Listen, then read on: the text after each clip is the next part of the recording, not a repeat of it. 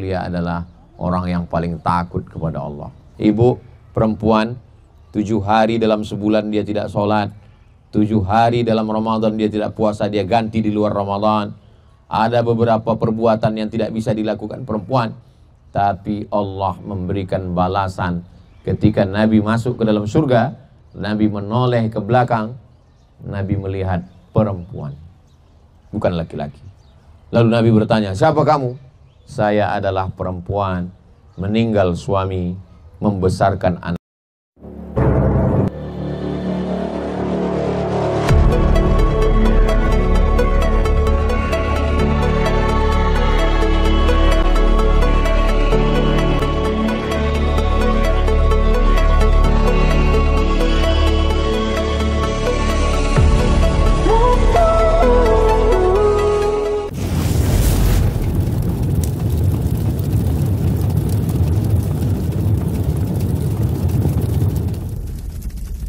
Assalamualaikum warahmatullahi wabarakatuh.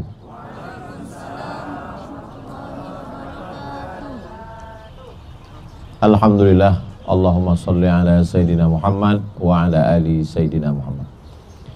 Yang sama kita hormati para pembimbing, guru-guru kita, ustadz-ustadz kita.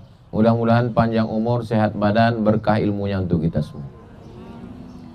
Penyelenggara Umroh Akbar 2025, para owner travel, semuanya insya Allah sehat dan berkah. Amin ya rabbal alamin. Bapak Ibu semua sehat, panjang umur.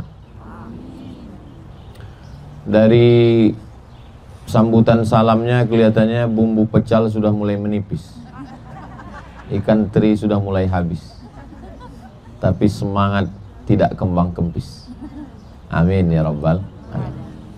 Nabi Muhammad SAW dapat wahyu umur 40 tahun. Berdakwah di kota Makkah selama 13 tahun. 13 tambah 40, 53 tahun. Saya kalau ceramah bunyinya seperti nanya gitu, nggak usah dijawab, nanti saya jawab sendiri.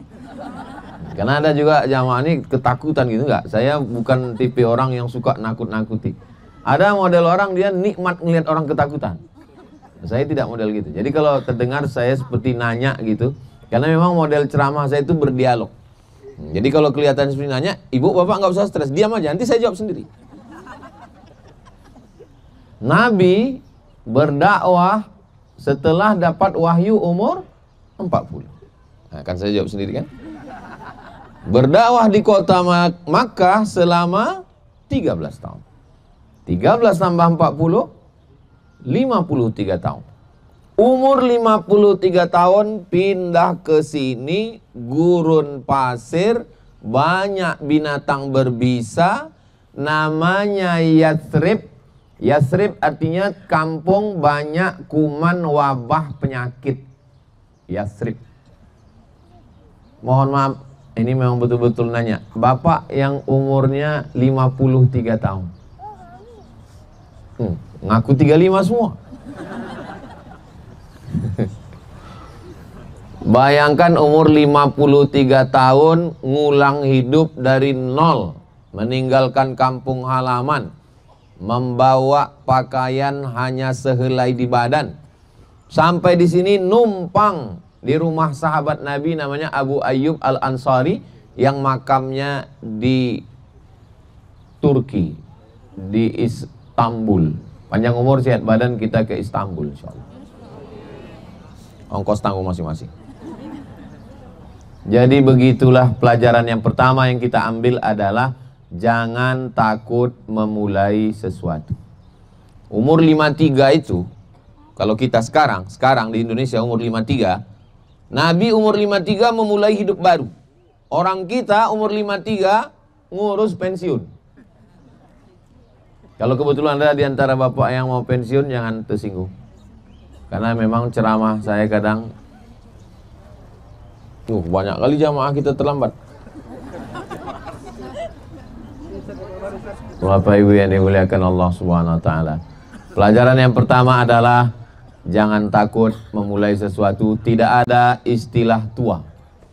Umur 53 berarti 10 tahun lagi meninggal, berarti udah tua. Enggak ada tua. Ini yang di hadapan saya ini enggak ada orang tua. Yang ada ini adalah anak muda yang terjebak di tubuh yang tua. Ini anak muda semua ini, insya Allah. Amin. Tapi saya sakit kaki Pak Ustadz. Anak muda juga sakit kaki. Sakit hati Pak Ustadz, apa lagi? Insya Allah sampai di Madinah, pulang dari Madinah sehat walafiat. Ada beberapa jamaah, saya sakit hati Pak, sakit kaki Pak Ustadz, tapi pas mau belanja hilang. Jamaahnya nggak ada di sini. Pelajaran yang pertama, jangan pernah takut memulai sesuatu. Ada satu perusahaan ayam goreng, nggak boleh sebut namanya, nanti dianggap iklan gratis. Memulai sesuatu setelah tua jenggotnya beruban. Ayam berselimut. Artinya apa? Usia bukan halangan untuk berkarya, untuk berbuat. Jadi kalau ada di antara bapak-bapak umur 53 baru hijrah, baru memulai hidup baru, itu adalah mengikut langkah Nabi Muhammad sallallahu alaihi wasallam. Tapi jangan dibalik. Maksud saya jangan dibalik. Ada anak-anak muda, ini walaupun saya ceramahnya di depan Bapak Ibu jamaah umroh di Madinah, tapi ini nanti kan ditonton oleh, jangan ada nanti anak-anak muda yang udah mau taubat, pas dengar ceramah ini, nanti aja lah 53. Oh belum taubat, mabuk aja dulu Pak Ustaz. Nunggu 53, enggak, bukan itu maksudnya. Tidak ada kata-kata terlambat. Umur 53 tahun mau buat pondok, enggak terlambat. Umur 53 tahun baru belajar Islam, tidak terlambat. Umur 53 tahun dipukul ombak, dihempas gelombang, bisnis hancur, kacau balau, tunggang langgang, lintang pukang. Anak meninggal, istri meninggal, bukan halangan. Karena dalam Islam diajarkan kita punya kekuatan. Kita kecil nggak ada apa-apanya. Yang besar hanya Allah. Allahu Akbar. Serahkan semuanya pada Allah. Inna salati wa nusuki wa mahyaya wa mamati lillahi rabbil alamin. Memang kadang semuanya tidak sesuai dengan yang kita rencanakan. Kita sudah siap-siap jaket, katanya musim dingin, malah panas. Maksudnya Pak Ustadz, saya pakai jaket, rumahnya sampai sini kepanasan. Kita pakai baju biasa, rupanya cuaca dingin tadi malam. Keluar saya jam 12, dingin minta ampun. Jadi yang penting kita siap sedia payung sebelum datang tukang payung. Bapak Ibu yang dimuliakan Allah SWT. Ini pelajaran pertama dari Nabi Muhammad sallallahu alaihi wasallam. Meninggalkan kampung halaman, tempat kelahiran, tempat tumpah darah, tempat dibesarkan, dan dia bangsawan. Muhammad sallallahu alaihi wasallam anak Abdullah, anak Abdul Muthalib, anak Hashim, anak Abdi Manaf, anak Qusay, kakeknya orang kaya yang membuat rumah besar di kota Makkah. Keturunan dari Adnan, keturunan dari Ismail, anak kandung Nabi Ibrahim alaihissalam. Hebat, terusir dari kampung. Jadi kalau ada di antara kita terusir dari kampung, itu belum ada apa-apanya dibandingkan Nabi Muhammad. Bangkitkan semangat. Yang penting hidup ini semangat. Kalau udah kehilangan semangat, depresi, stres, anxiety, bunuh diri. Orang Jepang kalau udah kehilangan semangat, itu makanya di dinding kamarnya dipajang samurai, dipajang pedang panjang. Kalau udah kehilangan semangat, cabut harakiri, mati. Kita kalau kehilangan semangat, ambil air wudhu, menghadap kepada Allah. Kalau semua di dunia ini kawan-kawan sudah tidak ada lagi yang bisa berbagi duka cita, tak ada lagi yang bisa berbagi kesusahan, mengadulah kepada Allah. Jangan ngadu ke Facebook. Ngadu ke Facebook, di komen sama kawan, makin pusing kepala kita. Ustaz kok tahu? Saya baca komennya. Oh, jadi komen-komen itu Ustaz baca? Saya baca. Tapi nggak pernah Ustaz balas, saya nggak tahu passwordnya. Admin semuanya yang ngurus. Ini cuma mau ngasih tahu kalau ada jamaah yang DM nggak balas tuh, saya nggak tahu. Nah, Ini poin yang pertama. Poin yang kedua, yang memusuhi Nabi di kota Makkah itu bukan orang lain. Tabbat yada abi lahabin wa tab. Nabi punya ayah namanya Abdullah.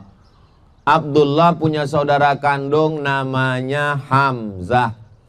Insya Allah sebagian sudah, sebagian belum. Nanti ziarah ke makam Sayyidina Hamzah di bawah Jabal Uhud.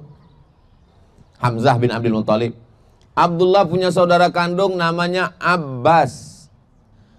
Abdullah punya saudara kandung namanya Abu Lahab.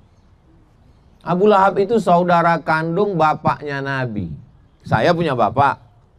Bapak saya punya saudara kandung. Berarti saya manggilnya, kalau di kampung kami, uncle.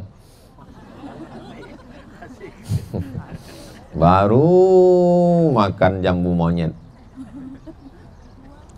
Jadi saya punya ayah saya punya adik laki-laki, berarti paman saya. Hubungan Nabi dengan Abu Lahab itu adalah paman. Yang memusuhi itu bukan orang lain. Jadi kalau ada di antara kita sekolah, diejek keluarga, dicaci maki, disumpah serapah sama keluarga, nggak ada apa-apanya dibandingkan Nabi Muhammad. Ini yang kedua, bahwa yang memusuhi keluarga, yang menolong adalah orang lain.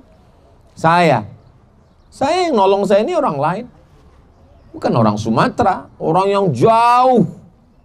Yang menolong Nabi bukan orang Makkah, orang Madinah. Karena menolong disebut dengan Ansor. Abu Ayyub Al-Ansari. Al-Ansari yang menolong. Ansor, orang-orang Madinah ini disebut dengan Ansor karena dia menolong. Maka yang menolong saya juga orang-orang yang jauh. Ada namanya Ustadz Fahrul Razi Al-Makassari. Al-Ansor, Makassar. Ada namanya Ustadz, Allah grogi lupa pula namanya. Ada Ustadz EN Al-Kalimantani. Ada namanya Ustadz Hatta Al-Banjari. Di sini ada yang dari Makassar, ada yang Banjar, ada yang Melayu. Haji Saad dari Malaysia. Ada Kalimantan, Sulawesi, Malaysia, Batam, Jawa Barat, kumaha damang. Masya Allah. Bapak Ibu yang dimuliakan Allah. Dan kami ini nggak ada hubungan nasab, cuman satu hubungan nasib.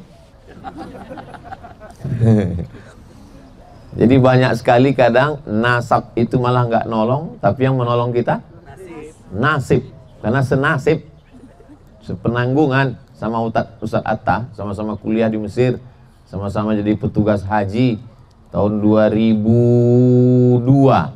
Sekarang sudah 2025, udah 23 tahun yang lalu. Tapi perasaan kami masih tetap seperti yang dulu.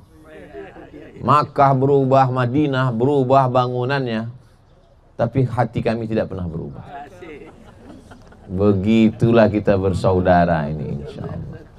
Hari berganti, musim berubah. Yang tidak berubah itu aku ke kamu. Boleh untuk update status besok pagi. Nah, jadi pelajaran yang kedua adalah, jadi kalau ada di antara kita yang baru usaha bisnis, buka usaha kuliner, alah cuma ayam goreng. Kamu bisnis apa sekarang? Saya ini kecil-kecilan untuk, apa itu yang untuk wajah itu? Banyak yang tahu ternyata. Alah skincare, paling-paling palsu. Nanti mukanya putih, lehernya hitam. Diejek, diolok. Kalau zaman dulu ngejeknya itu langsung. Sekarang ngejeknya pakai fake account. Akun bodong, akun palsu, nggak jantan. Mengejek, mencaci maki, sumpah serapah. Tapi yang menolong justru adalah orang jauh. Mau hijrah ke Taif, orang Taif melempar dengan batu. Itulah dia Taif. Mau hijrah ke Habasyah, Ethiopia, dari Makkah turun ke Yaman, nyebrang ke Djibouti, masuk ke Ethiopia. Kebetulan saya waktu mau ke Sudan dulu, tempatnya Ustadz Fahur Razi, 2017 perang. Nggak ada pesawat. Satu-satunya pesawat yang mau menerbangkan saya ke Sudan cuma satu, Ethiopia Airlines. Itulah yang tingkat tawakalnya paling tinggi. Mau bom-bom lah, nggak dibom pun jatuh sendiri. Transit di Addis Ababa. Jam 5 subuh saya transit di Addis Ababa di Ethiopia. Saya tengok atap airportnya bolong, ditampung pakai ember di bawah. Wah, kacau ini. Turun di Sudan, sepi airport, nggak ada. Saya tanya, kenapa sepi? Orang takut perang semua, antum kok datang? Katanya. Hidup sampai sekarang, nggak mati, cuman dihalang aja di beberapa tempat. Nah, jadi pelajaran yang kedua adalah kalau kita memulai sesuatu, ada yang ngejek, keluarga dekat, kawan kita. Ustadz enak ngomong gitu, Ustadz kan nggak ngalami. Saya ngalami. Tapi kan nggak semua yang kita alami itu mesti kita ceritakan. Ini Ustadz cerita baru sekarang. Waktu saya lulus ke Mesir, apa kata orang kampung? Alah, emang mudah kuliah ke Mesir? Lulus aja ujian. Coba kalau berangkat ke Mesir. Saya pelatihan di Jakarta 2 bulan. Apa kata orang kampung? Ah kan, nggak berangkat kan, malu di kampung. Pelatihan 2 bulan di Jakarta. Habis itu akhirnya 5 September saya berangkat sampai ke Mesir. Apa kata orang kampung? Iya, di Azhar itu masuknya mudah, keluarnya belum tentu. Apa tamat nanti dari Mesir? Lihatlah kalau tamat. Begitu saya pulang dari Mesir tahun 2004, 4 tahun. Datang orang ke rumah saya. Apa kata dia? Masa baru 4 tahun sudah pulang? Biasanya orang ke Mesir itu 10 tahun baru pulang. Sampai ada yang mau nengok ijazah. Mana ijazahnya? Saya keluarkan ijazah. Rupanya dia nggak bisa baca. Akhirnya tamat juga di Mesir. Sayup-sayup apa katanya? Ya memang udah tamat dari Mesir, tapi agak-agak bau-bau Wahabi sedikit sama itu. Jadi kita ini kalau ngikut omongan orang nggak pernah ada cukupnya. Ini saya ceritakan begini ini apa? Supaya Bapak Ibu yang sedang menjalani hidup ini, oh, kalau kita udah dengar ceramah udah bisa bilang, oh itu udah alhamdulillah. Oh, itu udah alhamdulillah. Jadi Nabi Muhammad, Nabi itu Sayyidul Anbiya wal Mursalin, Sayyidul Awwalina wal Akhirin. Sayyid artinya pemimpin. Pemimpinnya Nabi dan Rasul, pemimpinnya seluruh makhluk. Begitu penderitaan hidupnya. Apalagi Abdul Somad. Apalagi kita yang bukan apa-apa dan bukan siapa-siapa. Jadi memang tema hari ini, apa tadi temanya Ustaz? Rindu Rasulullah. Gimana kita mau rindu kalau kita nggak tahu perjalanan hidupnya? Nah, jadi kita ini sedikit 1 jam lebih kurang mau mengetahui bagaimana kehidupan Nabi Muhammad SAW. Tahu kita bahwa dia pindah umur 53 tahun. Musuhnya dari orang-orang terdekat, tapi yang menolong dia Suhaib Ar-Rumi, orang Romawi. Roma, bukan orang Arab. Salman Al-Farisi, orang Persia. Bilal bin Rabah, orang Afrika Utara. Ini Mesir, ini Sudan. Ada satu kampung namanya Nubia, itulah kampung Bilal. Di situ warna kulitnya cuma 2, hitam dan hitam sekali. Ibu kalau merasa skincare gagal, datang ke situ. Akan membahagiakan hati kita. Yang nolong Nabi itu bukan Arab. Suhaib Ar-Rumi orang Romawi. Salman Al-Farisi orang Persia. Bilal bin Rabah Afrika Utara. Datang seorang perempuan menjadi istri Nabi. Namanya Sofiyah binti Huyai bin Akhtab. Orang Yahudi.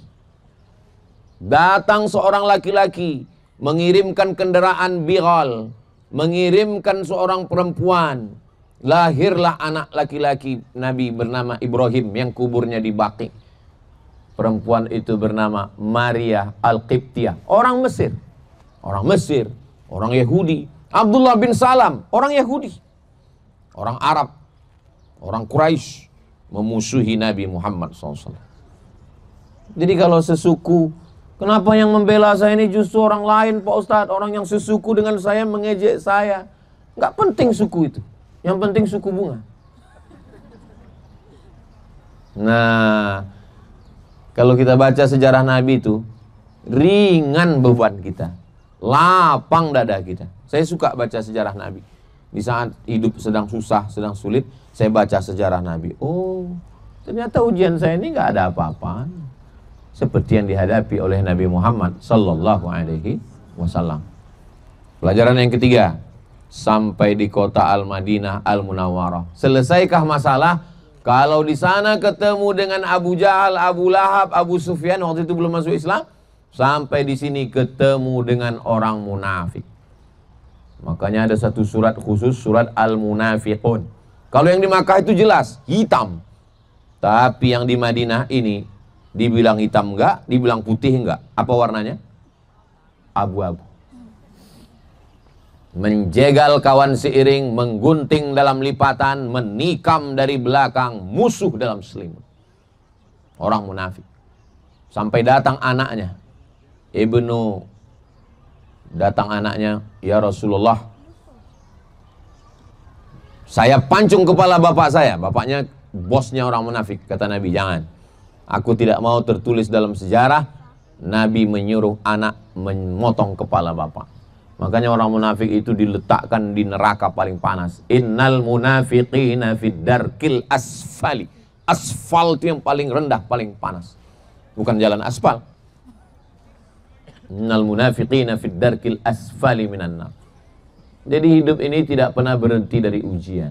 Jadi kalau ada orang yang nyangka, saya ini Pak Ustadz udah hijrah, udah tobat, udah ngaji, udah ngikut pengajian Ustadz Somad, udah ikut umroh, kenapa ujian ini nggak pernah selesai? Ujian itu selesainya nanti ketika kita mati husnul khotimah. Pun setelah mati husnul khotimah masih ada ujian lagi. Apa itu? Ujian tatap muka, marabbuka. Masih ada ujian lagi. Ar-rahah fil jannah. Istirahat yang sesungguhnya adalah di surga bersama Bapak Ibu nanti insyaallah. Bersama kita di kota Al-Madinah ini, bersama juga kita nanti di surga Jannatul Firdaus insyaallah. Jannah itu bahasa Arab, jannah artinya tertutup. Kenapa disebut jannah itu tertutup? Karena cahaya matahari tertutup oleh daun-daun, nggak sampai ke bawah. Nah, ini seperti jannah nih sekarang, tertutup oleh daun-daun, atau karena memang belum terbit mataharinya, tertutup oleh daun-daun sehingga tidak sampai ke bawah. Nanti kalau mau upload foto jelaskan, ini pohon kurma, biar mereka jangan salah sangka, disangkanya sawit udah tua. Ini kayaknya sawit mau replanting katanya.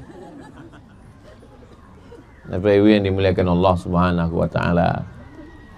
Pelajaran pertama, umur bukan alasan. Pelajaran yang kedua, keluarga, sesuku, orang kampung memusuhi, orang lain yang akan menolong kita. Orang dekat jahat, orang jauh yang akan membela kita. Pelajaran yang ketiga, pindah dari Makkah sampai ke Madinah. Selesaikah masalah?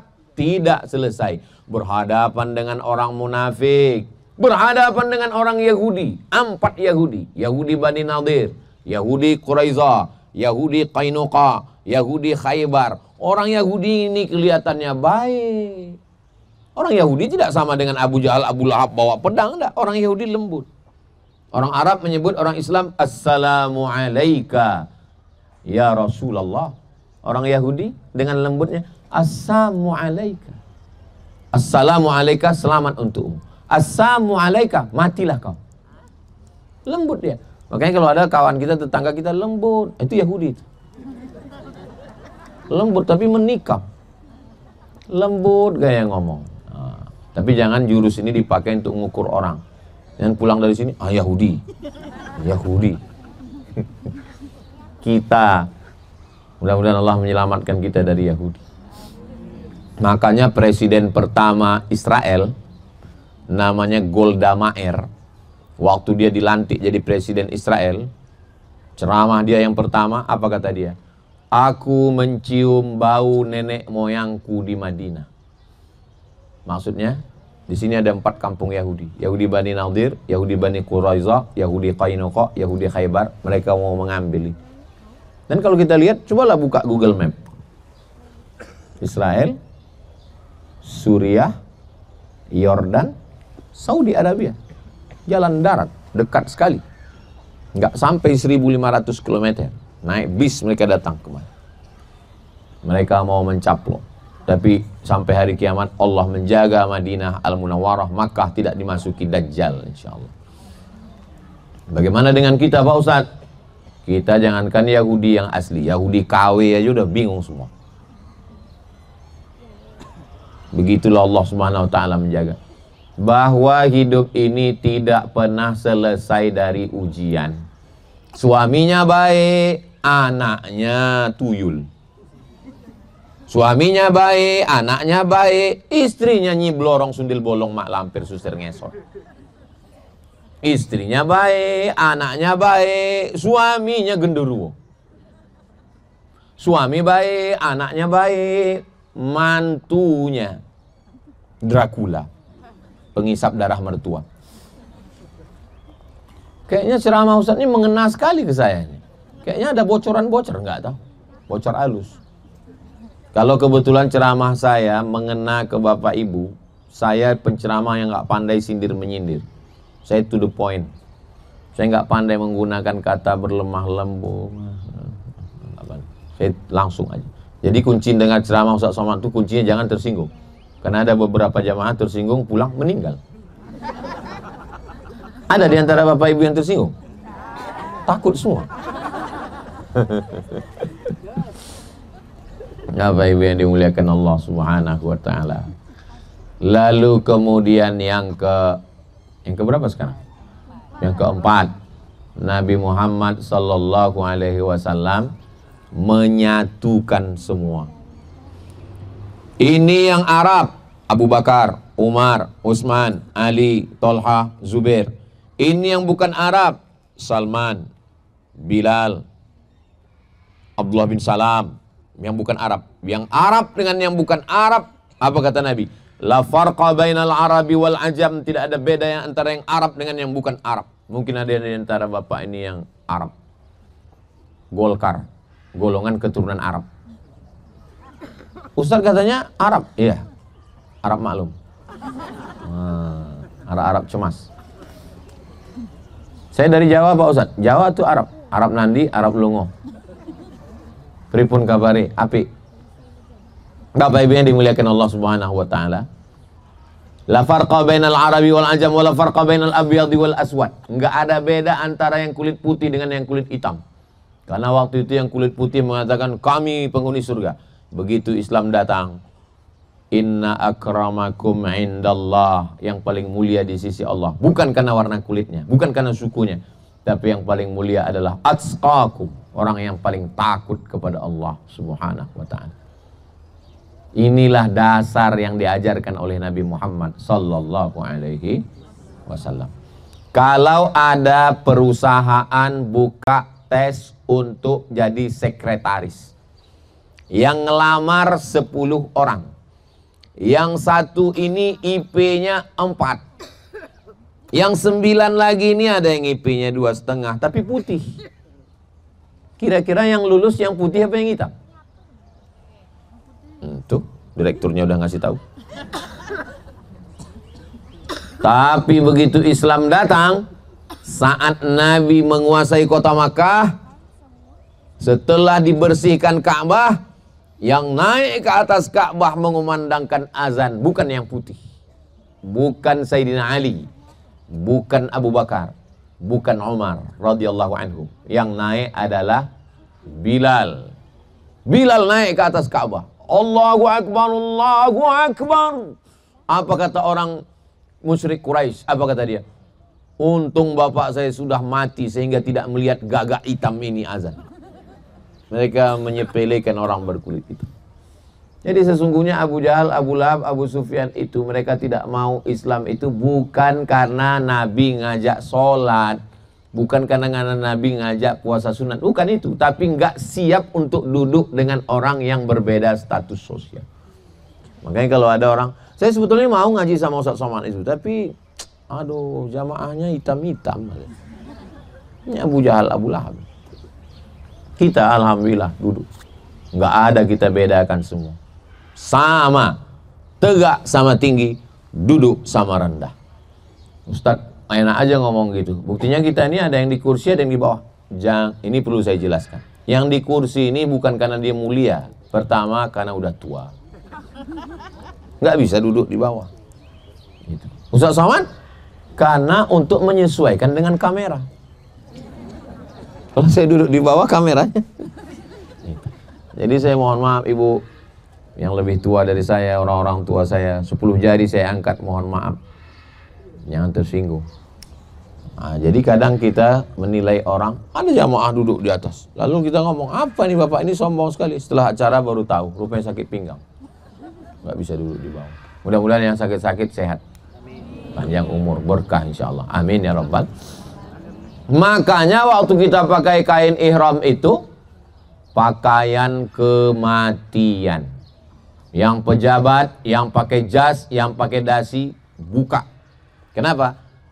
Saat pakai ihram itu nggak ada beda antara orang Eropa yang putih macam telur ayam dikupas dengan orang Afrika yang hitam macam tempat merebus telur ayam. Kalau mau lihat jelasnya nanti pas kita berdoa di samping Ka'bah itu, pejamkan mata, tengok ke sebelah, putih. Tengok sebelah, hitam. Tengok diri kita, pas nengok ke sini syukur kita. Alhamdulillah. Saya dulu waktu di Maroko saya tinggal di asrama.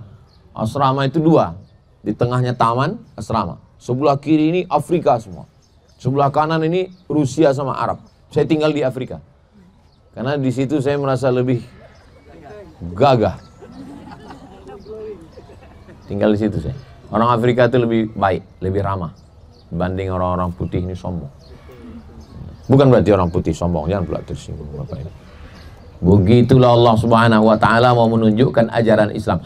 Tahun 50-an, 1950-an, orang kulit hitam di Afrika dibawa ke Amerika sebagai budak. Orang kulit hitam nggak boleh sekolah. Ini kebun binatang, zoo. Ada buaya, ada gajah, ada zebra. Satu tempat kerangkeng orang Afrika. 1400 tahun yang lalu Islam sudah memuliakan bahwa yang dilihat bukan hidung. Kalaulah masuk surga itu dilihat hidung, saya khawatir nggak masuk. Tapi yang dilihat itu adalah bagaimana takutnya kita kepada Allah Subhanahu wa taala. Ajaran siapa itu? Ajaran Nabi Muhammad sallallahu alaihi wasallam. Kami ini perempuan Pak Ustadz, dengan laki-laki mana yang lebih mulia? Man ala salasa banatin, siapa yang merawat, menjaga, membesarkan 3 anak perempuan. Anak perempuan bukan anak laki-laki. Fa'addabahunna, dididik dengan baik. Wa zawwajahunna, dinikahkan dengan orang baik-baik. Wa ahsana ilaihinna, dia buat baik sampai mati, falahul jannah, maka surgalah baginya. Mengangkat harkat, martabat, derajat perempuan. Dulu perempuan dijual, dijadikan barang, didagangkan di pasar. Tapi begitu Nabi Muhammad SAW datang, perempuan adalah makhluk paling mulia. Sorga di bawah tapak kaki. Saya udah bolak-balik nyari sorga 2 tapak kaki Ustadz, belum ketemu. Perempuan. Ini semua laki-laki yang hebat-hebat ini lahir dari rahim perempuan. Ada bencong melahirkan. Nauzubillah. Mudah-mudahan Allah menyelamatkan anak cucu umat ini dari LGBT semuanya. Begitulah Allah mengangkat harkat derajat manusia. Al-mu'minun laki-laki, wal mu'minat perempuan, ba'duhum awliya'u ba'd, mereka sama saling tolong-menolong. Siapa yang paling mulia di antara mereka? Yang paling mulia adalah orang yang paling takut kepada Allah. Ibu, perempuan, 7 hari dalam sebulan dia tidak sholat, 7 hari dalam Ramadan dia tidak puasa, dia ganti di luar Ramadan. Ada beberapa perbuatan yang tidak bisa dilakukan perempuan, tapi Allah memberikan balasan. Ketika Nabi masuk ke dalam surga, Nabi menoleh ke belakang, Nabi melihat perempuan, bukan laki-laki. Lalu Nabi bertanya, siapa kamu? saya adalah perempuan, meninggal suami, membesarkan anak-anak yatim karena Allah Subhanahu wa ta'ala. Begitulah hebatnya Islam yang dibawa oleh Nabi Muhammad sallallahu alaihi wasallam. Yang kelima. Sampai ke berapa nih Pak Ustadz? Sampai 1 jam. Walaupun botolnya 4. Yang kelima, Nabi Muhammad sallallahu alaihi wasallam di sini 10 tahun. Tahun yang kedua perang Badar. Badar dari sini 150 kilo. Tahun yang ketiga perang Uhud. Uhud nanti Bapak Ibu sampai ke bukit Uhud yang tinggi itu. Bukit Uhud itu tingginya 1000 meter. Lebih kurang 1 kilometer ke atas. Panjangnya 7 kilometer. Adapun bukit kecil yang tempat ibu bapak naik itu namanya Jabal Rumat. Rumat artinya pasukan pemanah. Sana bukit Uhud, di sini Jabal Rumat, pasukan pemanah sudah siap. Kata Nabi, nanti kalau terjadi perang di bawah saya dengan orang musyrik, kamu di atas ini mengawasi dengan panah, jangan turun. Begitu Nabi menang, pasukan pemanah turun mau mengambil ghanimah, harta rampasan perang. Pasukan kaum muslimin sebelah kanan, orang musyrik sebelah kiri, berebut. Datang panglima perangnya namanya Khalid bin Walid, berputar dari belakang, mengitari Jabal Rumat. Ini pasukan pemanah, dia putar dari belakang, dia serang kaum muslimin. Kalah tahun ketiga. Gara-gara apa? Gara-gara melawan perintah Nabi Muhammad sallallahu alaihi wasallam. Bagi Bapak Ibu yang belum ke Uhud, mungkin besok pagi nanti naik ke atas Jabal Uhud, hidupkan kameranya. Hai guys, saya sedang berada di atas Jabal Rumat. Ketika pasukan kaum muslimin, lupa pula apa cerita Ustaz Somad kemarin. Kita biasanya kalau sampai ke tempat yang menyenangkan, makan makanan yang enak, yang kita ingat itu adalah orang terkasih, orang tersayang. Saya ingat almarhumah ibu saya, almarhum ayah saya, ingat saudara saya. Saya yakin Bapak Ibu juga begitu. Begitu sampai ke Uhud, ingat, ya Allah, ayah sudah meninggal, ibu sudah meninggal, mudah-mudahan anak cucu kita bisa sampai kemari. Bagaimana dengan Nabi Muhammad sallallahu alaihi wasallam? Yang kelima, Nabi itu diuji Allah dengan kehilangan orang tersayang. Belum lahir ke atas dunia, baru 2 bulan dalam kandungan, ayahnya meninggal. Lahir ke atas dunia, dibesarkan oleh seorang ibu, dibawa ziarah untuk menziarahi bapak. Pulang dari ziarah, ibunya meninggal. Dibesarkan oleh kakek. Abdul Muthalib itu sangat sayang. Kalau dibentang kasur di bawah Ka'bah, nggak ada yang berani duduk di atas kasur itu, kecuali Abu Thalib. Datang Nabi Muhammad jalan-jalan di atas kasur itu, dibiarin. Saking sayangnya Abdul Muthalib. Meninggal Abdul Muthalib. Dibesarkan, dijaga oleh istri bernama Khadijah. Khadijah juga meninggal. Dilindungi oleh paman bernama Abu Thalib. Abu Thalib pun meninggal juga. Anak perempuannya 4. Zainab, Ruqayyah, Ummu Kulsum, Fatimah. Yang 3 ini meninggal ketika Nabi masih hidup. Fatimah 6 bulan setelah Nabi meninggal baru dia meninggal.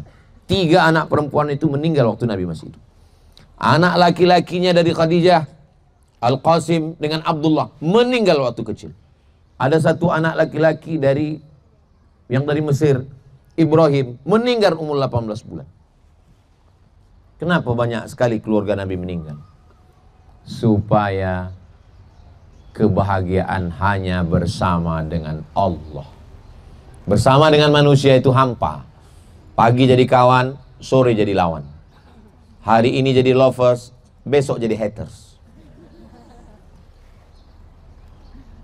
Berharap kepada manusia, hampa. Berharap kepada kuasa, sirna. Berharap kepada benda, binasa. Maka ada orang-orang yang ditarik Allah, supaya kita hanya berharap kepada Allah. Qul huwallahu ahad, dan bergantung hanya kepada Allah. Allahus, itulah dia kesimpulan. Allahus Samad. Kalau ini Abdus Samad, hamba Allah, tempat bergantung, tempat meminta. Saya dulu waktu kecil baca Quran itu kan nengok terjemah. Qul huwallahu ahad. Katakan Allah itu esa. Allahu somad. Allah tempat bergantung. Saya tanya mak saya, mak, jadi aku ini tempat bergantung? Allahu somad itu Allah, kau bukan, kau Abdul Somad. Abdul Somad artinya kau hamba Allah tempat bergantung. Jangan bergantung ke dahan, patah. Jangan bergantung ke tembok, retak. Bergantunglah kepada Allah. Makanya selama di Masjid Nabawi, Masjidil Haram, bergantung kepada Allah. Banyak-banyak sholat. Masuk pagi, sholat duha. Masuk malam, sholat tahajud. Pas pertama kali masuk, Pak Ustadz, tahiyatul masjid. Habis itu, sholat sunat wudu. Habis itu, kalau kebetulan malam, sholat sunat taubat. Habis itu, sholat sunat tahajud. Habis itu, sholat sunat hajat. Sujudnya lama-lama. Ada juga yang nggak bangun, ketiduran. Sujud lama-lama bersujud.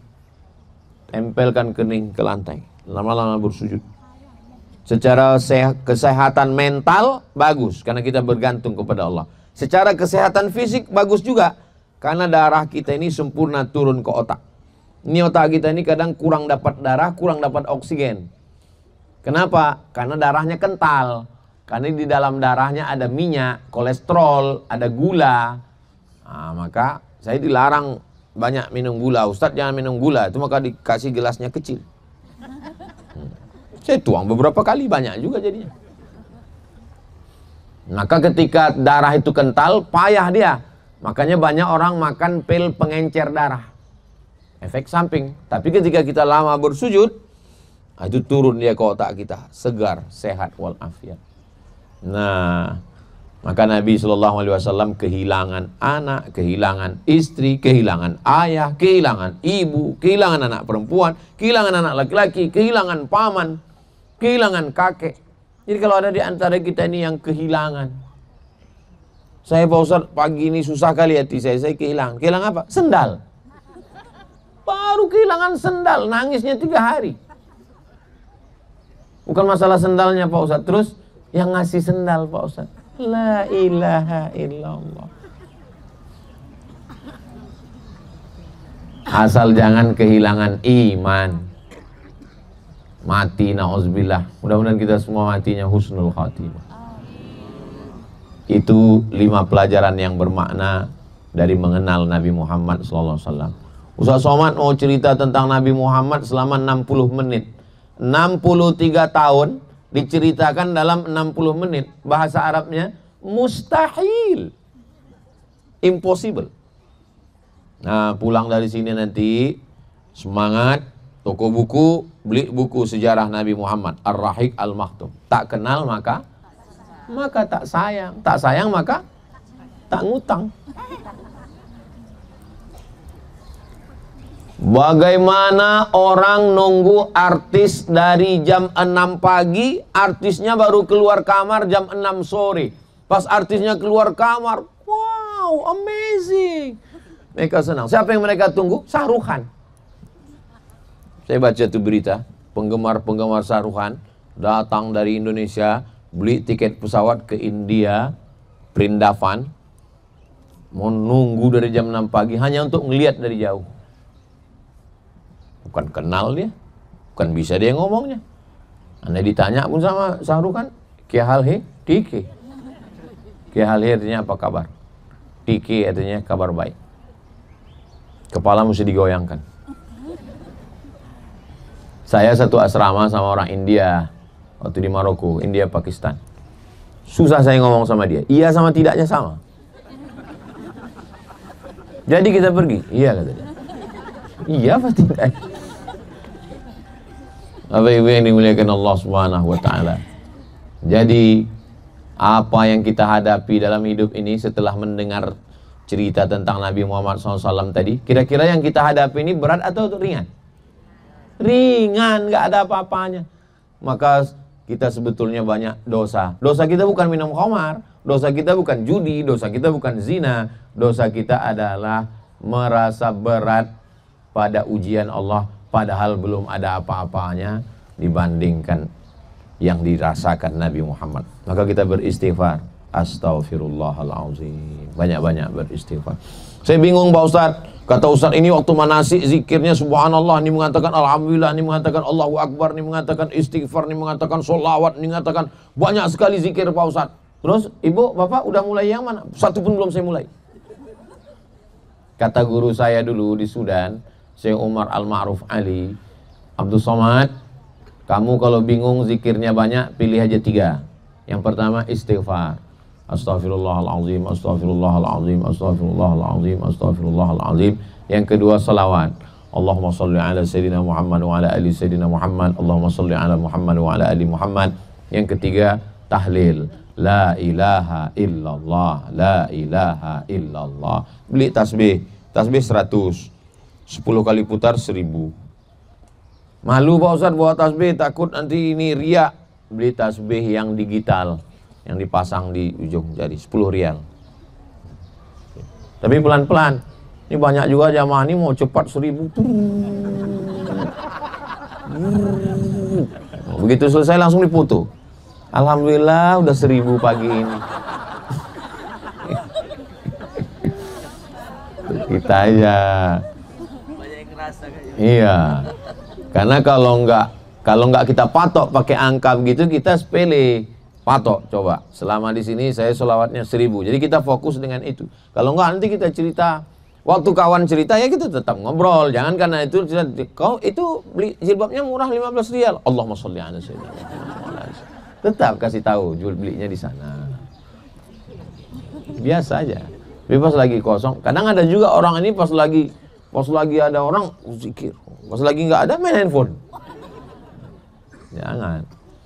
Nah, jadi 5 poin ini insya Allah nanti akan diupload, di-share ke kawan-kawan, sahabat-sahabat. Mudah-mudahan dengan itu kita mengenal Nabi. Dengan ada orang, waktu saya landing dari Maroko turun ke Jakarta, pegang dulu paspornya Pak ya, kita belum cop.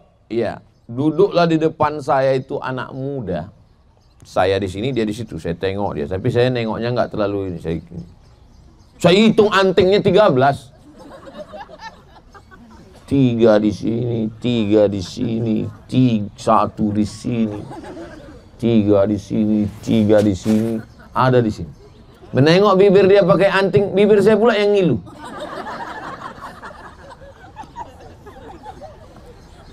Saya jangankan mau ditindik gitu, kena dikit aja duri, sakitnya minta ampun. Lama saya mikir, kok bisa dia tahan di cucuk sini 3? Kira-kira rahasianya satu kata, apa itu? Cinta. Cinta membuat 13 lubang itu nggak sakit. Karena dia cinta dengan anak apa? Pang ya? Pang. Lidah lagi ditusuk kan? Saya menengoknya aja. Itu. Ternyata cinta itu membuat sakit hilang. Saya yakin dan percaya, ibu bapak kemari nabung, nyimpan duit, gajian, nggak beli baju hari raya karena baju lama masih ada. Akhirnya sampai kemari, itu semua karena cinta. Ini adalah muhibbin, para pencinta Nabi Muhammad SAW. Makanya kata Nabi, ketika ada seorang yang berkulit hitam memeluk Nabi erat, kenapa kau peluk saya, kata Nabi? Aku kulitku hitam, aku budak, aku miskin, aku susah, aku tidak yakin bersama denganmu ya Rasulullah. Kata Nabi, almar'u ma'aman ahab. Orang akan bersama dengan siapa yang dia cintai. Kamu karena mencintai aku, nanti kamu akan bersama. Saya bersaksi karena Allah. Nahnu nahkumu bizawahir, kita melihat zahir, batinnya mana kita tahu. Bapak ibu semua yang hadir nih, semuanya insya Allah karena cinta kepada Rasulullah SAW.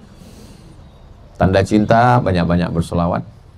Ziarah berkali-kali boleh Pak Ustaz? Boleh.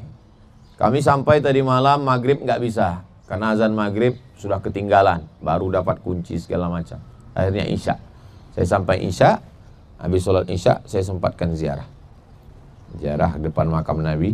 Assalamualaikum ya Rasulullah. Assalamualaikum ya Habibullah. Assalamualaikum ya khaira khalqillah. Assalamualaikum ayuhan Nabi. Cuman agak susah kita khusyuk depan makam Nabi itu. Kadang kita udah khusyuk. Haji.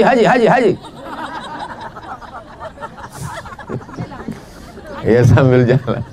Nggak apa-apa, Rasul pun tahu, maklum dia. Udah hampir nangis, masuk lagi air mata gitu. Tapi kadang kita nangisnya bukan di situ. Ada masanya. Saya beberapa kali bawa jamaah, waktu di Raudhah enggak nangis. Waktu pas depan makam enggak nangis. Saya dalam hati saya, "Mak, ini kapan nangis? Ini jamaah udah nangis, kita belum." Gimana ini? Nangisnya waktu saya sedang sendirian pas mau pulang. Saya lihat, mohon maaf, ada orang yang cacat. Cacat dengan segala kekurangan dirinya.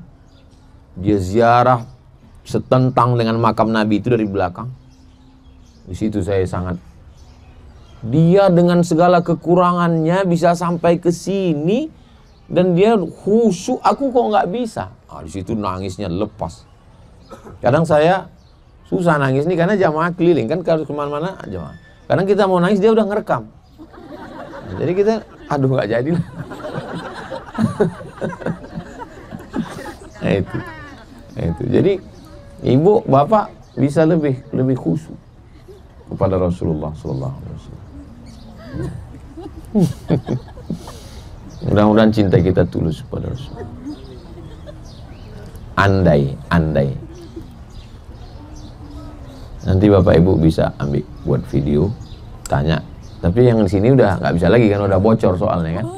Untuk grup yang kedua tanya, andai kamu ketemu dengan Nabi, apa yang kamu lakukan?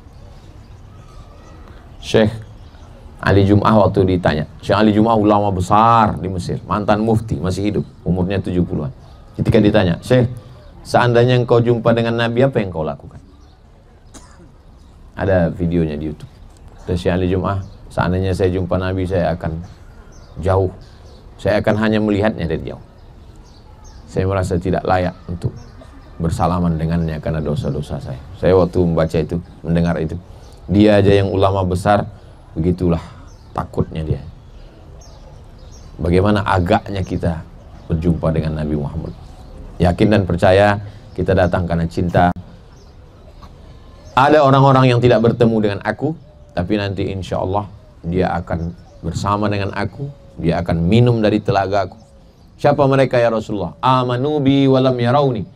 Mereka percaya kepadaku padahal mereka tidak pernah berjumpa dengan aku. Mudah-mudahan itu kita semua insya Allah.